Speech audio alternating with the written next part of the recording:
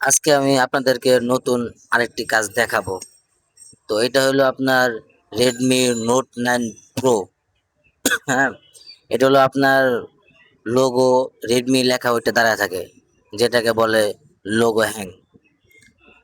Redmi লেখা ওইটা দাঁড়ায় থাকে আর অন হয় না, আবার বন্ধ হয়ে আবার চালু হয়। তো এই সমস্যাটা সমাধান আজকে আমি করব। তো যে আমি সর্বপ্রথম মাদারবোর্ডটা খুলে নিলাম। খোলার পরে এই যে দেখতে পারতেছেন পিছনে যে ছোট্ট একটা স্টিলের জায়গা, এই জায়গাটা আমি আগে রাং দিয়ে একটু নরম করে নিছি।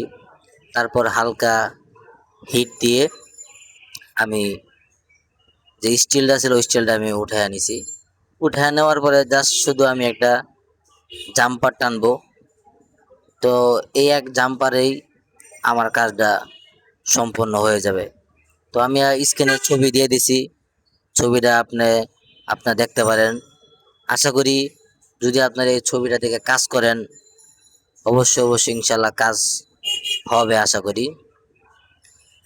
আর যদি কেউ কাজ করে থাকেন অবশ্যই আমার কমেন্ট করে জানাবেন যে কাজটা হয়েছে কিনা।